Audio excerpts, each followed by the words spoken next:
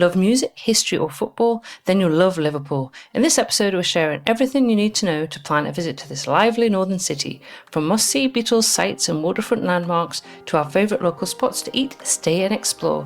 Let's head to Liverpool.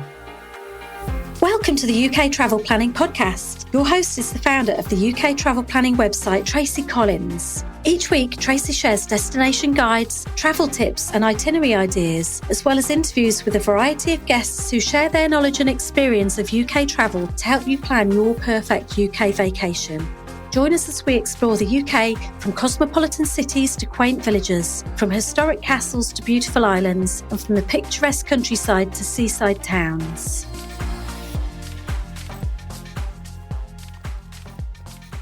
Hi everyone and welcome to this week's episode of the UK Travel Planner Podcast. Now this week we are heading to Liverpool, a northern city famous for music, of course the Beatles, maritime history, football and of course it's very friendly northern people. I'm a northerner and I can attest to that.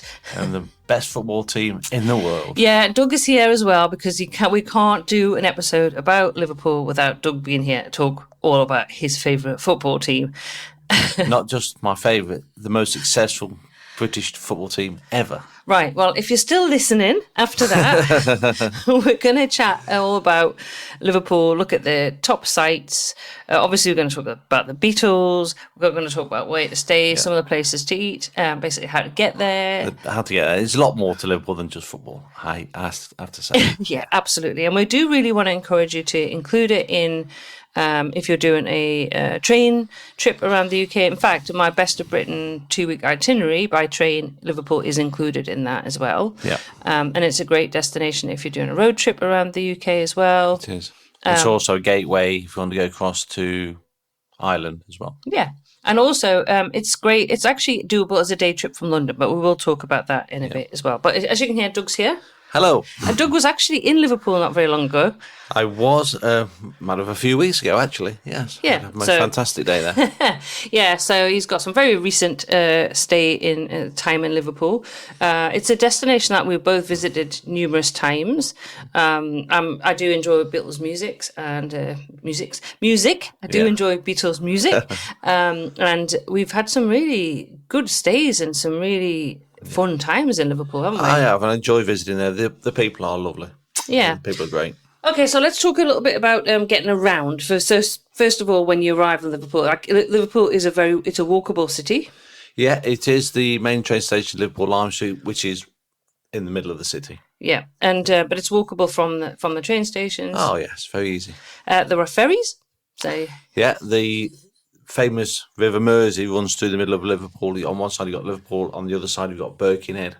So there's very regular ferries across the Mersey as well. Yeah, well, there's a famous song now. I'm not going to sing it, but yeah, ferry across the Mersey. I'm sure most of you can. Jerry Marsden, the Pacemakers. Yeah, you'll know that song. There's also hop on and hop off buses that you can catch to get around, and there's our favourite. Magical Mystery Tour, but I'm going to talk a bit more about that. So also getting around Liverpool, the Merseyrail, which is the local rail network, has great coverage as well. Okay, brilliant. Yeah. So it's an easy city to get around, basically. It is. Especially the centre. And we tend to stay in the very centre of Liverpool. I didn't on my last visit. Well, I said we. So where did you stay in your last visit? I managed to catch the bus away from Liverpool Lime Street Station. I went to Anfield for a stadium tour of Liverpool Football Club. But you didn't stay at Anfield, did you? No. I was staying in London. Yeah, exactly. So you did on a day trip. But when we stay in London, when we stay in Liverpool, we usually stay in the centre. Yeah, we do. Yeah. Okay, so let's talk a little bit about the top sites and things to do in Liverpool. And I will mention that on the website I have got numerous guides to Liverpool. I've got a Liverpool travel guide. I've got a guide to the top things to do and see in Liverpool. I've also got 2 Beatles articles as well, an itinerary and top things to do in Liverpool for Beatles fans. I've got an article about where to stay in Liverpool. So there's lots of stuff on the website. And I would ask you, please, if you enjoy this podcast, just to go over and have a look on the website, have a look at a bit more in depth at some of those articles. It does help us to keep the podcast going, supporting us, looking at the website. And there's just a massive amount of information on the website. There is. Yeah. It's very in depth. Yeah, so we really appreciate your support with that. Definitely. Right, so should we start with music and the Beatles? We Because could, obviously- or I could start with how to get to Liverpool if you're coming in by train. Okay, well, if you want to do that, go for it. Seems logical order, really. That's all right, you do that. Okay, so what I did, probably a good way to talk about this, is I took the day trip from London. I travelled up on the West Coast main line from London, Euston. I travelled with the Avanti West Coast train service. I took the fastest train, which is 2 hours, 20 minutes. And what a lovely journey it was too. I really, really enjoyed that. The day was bright, lovely. So when you arrive into Liverpool, that main train station is Liverpool Lime Street. And from there, as I said, you can take the Merseyrail. Great coverage. You can walk into the city. There's also a left luggage at Liverpool Lime Street, should you need it. If you're just spending the day there, I just had a small backpack, so I didn't need it, but you can't miss it. It's a terminus station. It's right in front of you. From Liverpool itself, you've got direct train services from London, Manchester, Birmingham, across the other side of the country as well. You've got Norwich, Nottingham, and just below Liverpool, you've got Chester as well. So from where Liverpool is situated in Lancashire on the left-hand side of the UK, you've got easy access to North Wales. In 2 hours, 2.5 hours, you can be in the Lake District, and then just over 3.5 hours, you can be in Edinburgh itself. So that's just an overview of Liverpool. I honestly didn't know you could get from Norwich to Liverpool. Yes, it's a direct train service Wow. across the country. Wow. I have done that. I have done that when Okay, I was well, I didn't know that. See, I learned things as well. Yes. So it's easy to get to Liverpool, and we actually have got an article about how to get from London to Liverpool on a day trip, if you want Yes. to do it on a day trip. Most We do definitely. encourage you to leave London and not just stay in London if you're going to be visiting the UK and have maybe, a week or 10 days to at least do a couple of day trips, and certainly consider Liverpool. That is actually, you mentioned that train journey from Norwich to Liverpool. You come straight across the Hope Valley. It's absolutely lovely. I really enjoyed that. Oh, well, I might have to add that into an itinerary in the future. But anyway, let's go back to Liverpool. let's go back to Liverpool and the Beatles, because we know I've done so many trip reports with many podcast listeners who absolutely have to go to Liverpool because they're Beatles fans. And the first time that we went with a kind of Beatles focus was probably maybe about 5 years ago, I think. Probably. And we wanted to experience just to learn a bit more of the history of the Beatles in Liverpool, because obviously that's where they're from. John Lennon, George Harrison. And the story behind some of the songs. Yeah, Paul McCartney, yes, and a lot of the places that mentioned Ringo Starr as well. So obviously they're all from that area. They grew up together and they practiced in each other's homes. Yes. So that was something I was really interested to see about as well. So let's talk about some of the Beatles things that you can do. The first thing on my list is the Magical Mystery Tour.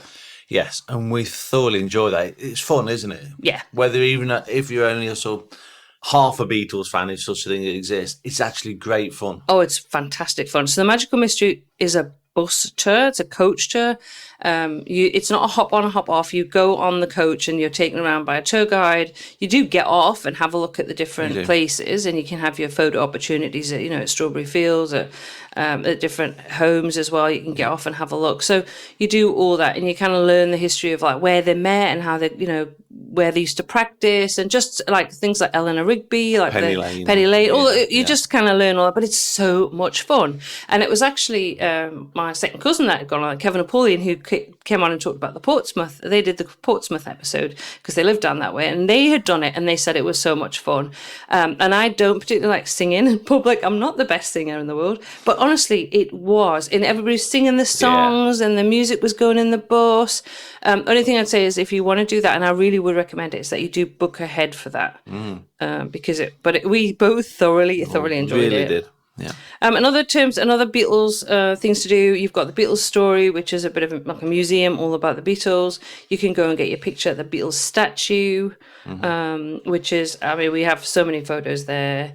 There's obviously the Cavern Club. Yeah, that's right, on Matthew Street. Yeah. The Liver building, there's the Beatles statues right in front of that, the famous Liver building with the mythical liver birds on top. Yeah, they've got names, haven't they? You just found that out this morning. I did. I can't remember what they were. No, Bertie was one of them. Oh, right. Yeah. Okay, well, anyway, the Liver Birds have got names. Bertie and Brenda or something. Yeah. Which Doug was amazed to find out about this I morning. didn't know that. So, go and have your photo. It's obviously free to get a picture taken of the Beatles statue. Go to the Beatles story.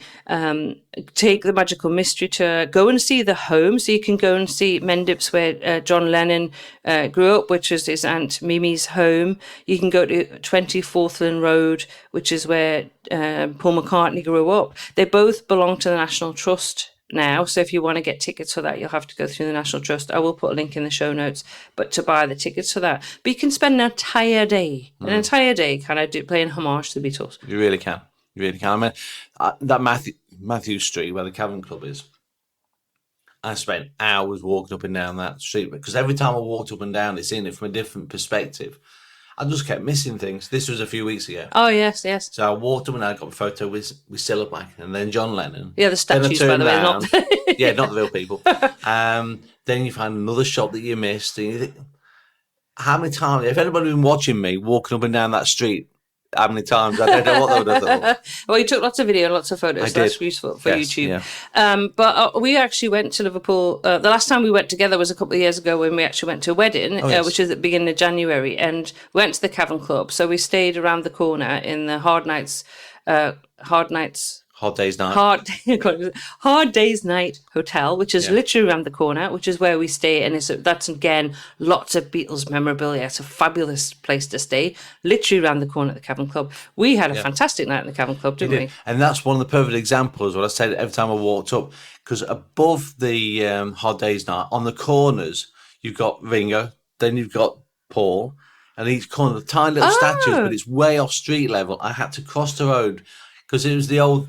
I'm walking up the street and I see somebody else looking up, and then somebody else stopped to look at what they were looking at. Oh, wow. And so everybody's taking photos of these little statues on the wall and the corners. Oh, I didn't know that. That's really cool as well. And before that, I think we were there at Christmas, because there's lots of Christmas decorations as well. So, and then in the summer, we've definitely been to Liverpool plenty of times now. Also, Royal Albert Dock was somewhere that we used to, when we lived in the UK, we used to go a lot. It's nice cafes there, nice restaurants, and have a walk around. Now, that whole area used to be a UNESCO World Heritage Site. Unfortunately, it lost that status in 2021, which has been quite controversial. Lots of developments in the area, which is what they said it had impacted the historical, cultural. That's right. But there's still plenty of statues and plaques to sort of celebrate Liverpool's long history. Yeah, the maritime history. So there's a lot of maritime history around that area, obviously Liverpool. So there's some museums you can go to. There's a maritime museum. There's a museum of Liverpool. There's the Tate Liverpool, which went into that you weren't as keen on. No, I was not particularly a big fan of that. But it's not my scene. Yeah, art. Yeah. Doug's not massively in art, so that I'm not. I kind of don't dragged him into the Tate Liverpool. In all honesty, it's wasted on me because I don't see what others see, I think. Yeah, so anyway, so there's plenty of museums that you can learn about the history. Obviously, the Maritime Museum, say the Museum of Liverpool, you can go in and explore. Yeah, and more recent history, I went with your brother. We went to the Western Approaches Museum, which was absolutely fascinating. The Western Approaches, it's all about the Second World War, the Atlantic convoys. Yeah, I remember when you went a couple of years ago that you did that. You guys went to see that. Yeah. So there's plenty of, if you're interested in museums, there's plenty of museums. Interested in the Beatles, plenty of Beatles history. Certainly lots of Beatles history to see. In terms of history and architecture, there's Liverpool Cathedral, which is the largest Anglican cathedral in Britain. I believe it is. And you've been in that? I have. Yeah.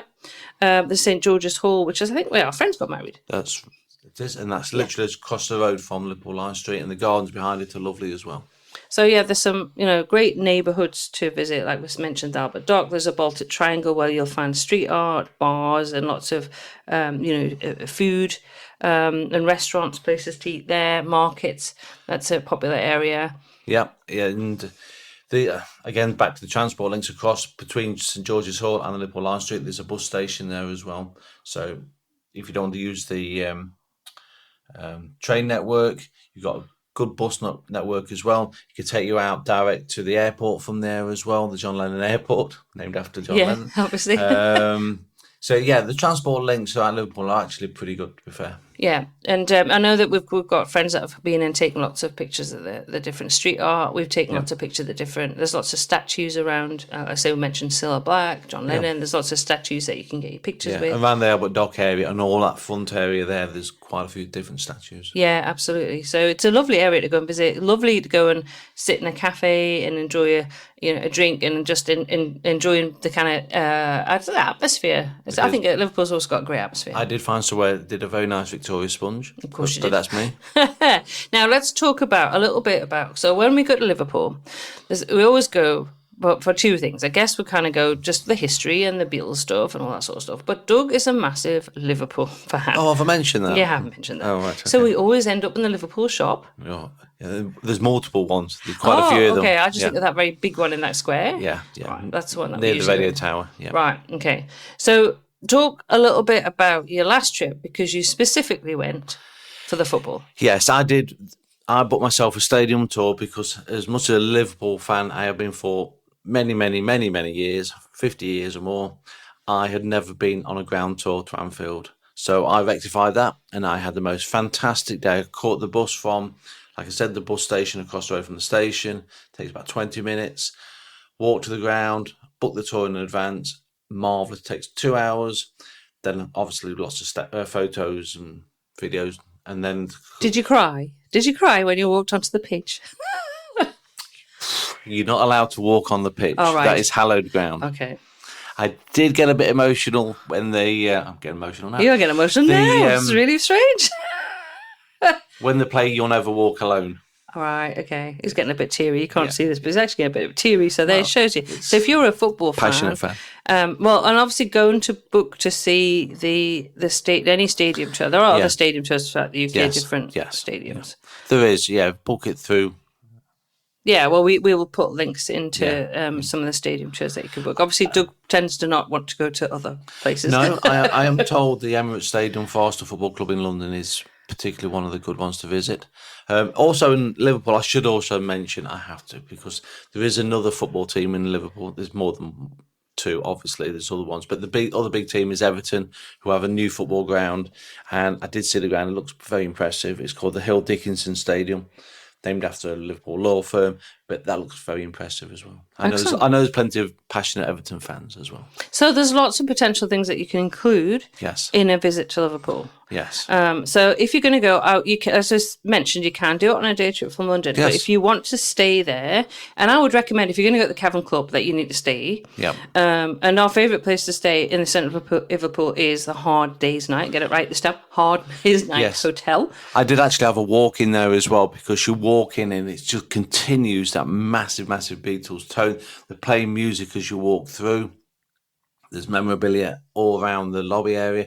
When we stay there, each room's different. Yes, they all had different. I think different themes and different photos, and obviously different themes in them, which is really good. It's worth stepping into the lobby just as a Beatles fan. Yeah, and it's literally around the corner from the Cavern Club as well, so you can stay at the Cavern Club at the early hours and then kind of go back to your hotel. And so if you're a Beatles fan, I would recommend that. The other option actually is, if you listen to episode 29 of the podcast to Ken Lambert. Ken Lambert actually purchased the childhood home of George Harrison and Upton Green. And we've had a number of people actually who've sent me emails and come on the podcast and said that they have actually booked to stay at Upton Green because they or the husbands or family member is a massive fan of the Beatles. And they said how magical it is to actually stay in and know. And I know that Ken shares photos of the Beatles in the rooms, downstairs, practicing. It must be absolutely magical to imagine that the Beatles were in that room practicing. And I know he's decorated it kind of in sympathetic to exactly how it was when George grew up there.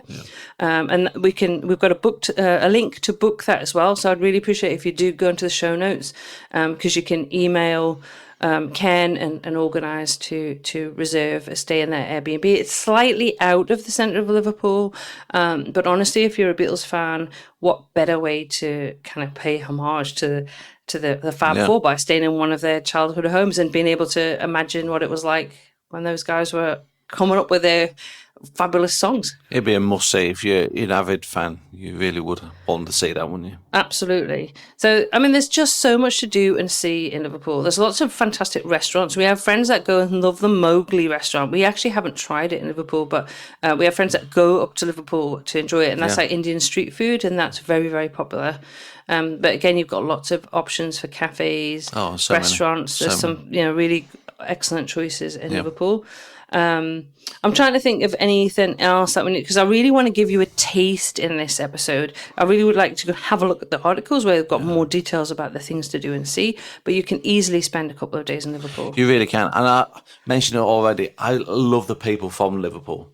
I love the accent. I love their characters because they are such passionate people. I have to say as well, it's really funny. So when I was at school, I grew up in Southern Africa, or part between the northeast, Northumberland, and Southern Africa. And my best friend was actually from Liverpool.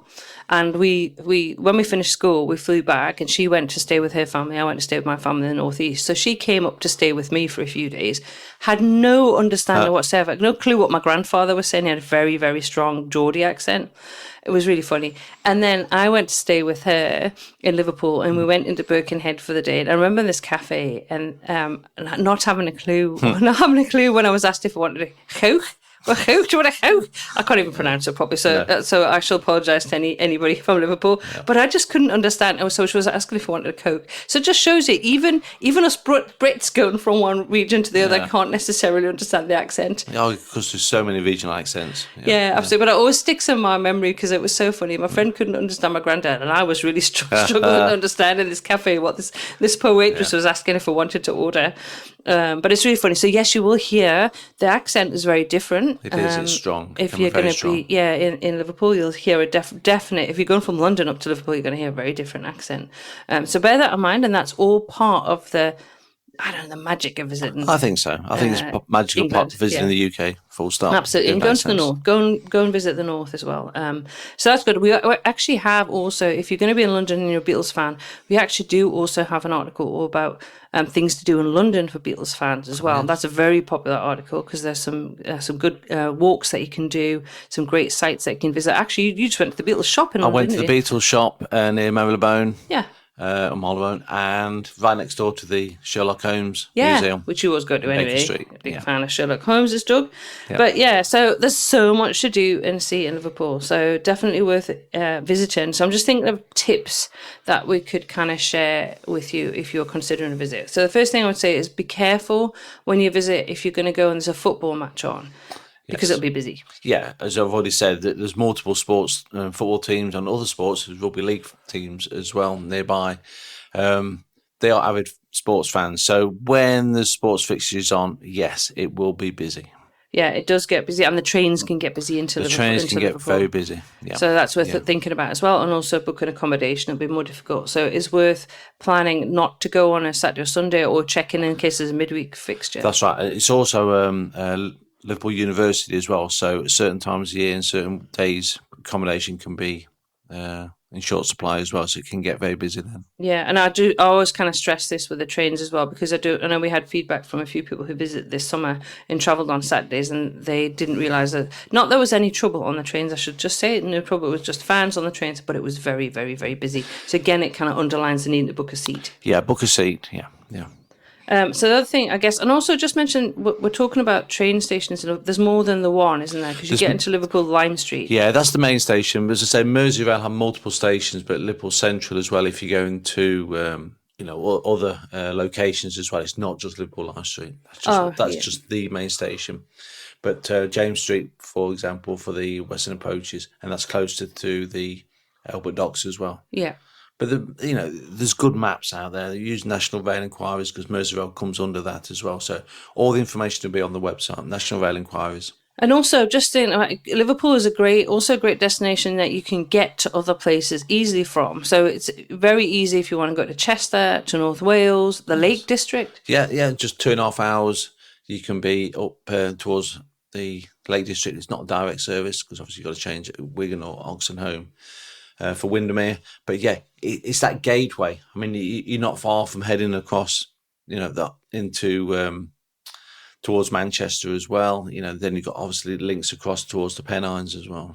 So, and I know we've actually helped lots of people with their train itinerary. So we have got a Best of Britain by rail, 2-week itinerary, which we wrote a few years ago, which is incredibly popular. And we've had a lot of people who've actually done that itinerary. And you've got some different options with that. We've put kind of either or. You can do either or. And that kind of will take you on a kind of circuit around. And in that itinerary, you get to go to England, Wales and Scotland. So you start in London and back in London. But also you've been helping a lot of people through the itinerary consults, particularly with train itineraries. That's right, yeah. The people think, it's a daft question, I don't know how to do this. And I explain and simplify things on consults. And the feedback we've had is you've made that so much easier, more. You put it in perspective. You told us what is achievable, what's not achievable. I've explained tickets. I've explained passes. So, yes, we simplify it. And I do a specific train itinerary, train consult as well, don't we? Yes, specific just for trains, if that's what you want. Which is the feedback. Again, it makes a big difference. Absolutely. And also, if you actually want a bespoke itinerary, as in Doug will design the train itinerary for you, you can actually, from January as well, chat to Doug about designing an itinerary around the UK by rail as well. Yeah, because let's face it, train travel in the UK is not cheap. So the last thing you want to be doing is having unnecessary journeys backwards and forwards across the country when I can streamline it and make it work in a more logical circular route. Because most people like a circular journey, don't they, instead of backwards and forwards backtracking. Yeah, so that's all available, and you can check on the website as well for links to that. And we've had some wonderful times helping people plan their trip and go through itinerary consults. And of course, we do a video consult as well. So if you want to send us your itinerary, you've done the itinerary yourself, but you want us to, you do a bit of a Q&A, you want us to have a look at it and maybe tweak it, then we do that as a video consult. So you've got 3 different options if you want us to help you with your itinerary around the UK. Now, also, I'm going to actually go back to one of my favourite subjects when I'm walking in a particular city is to make sure that you have comfortable footwear, because as they mentioned that Liverpool is a walkable city, so I'm going to take us back into Liverpool.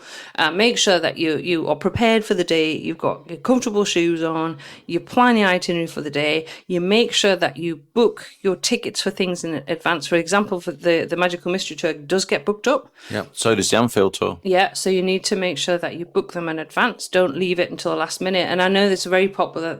We hear this quite often, like, I just want to go and kind of wing it and book things at the last minute.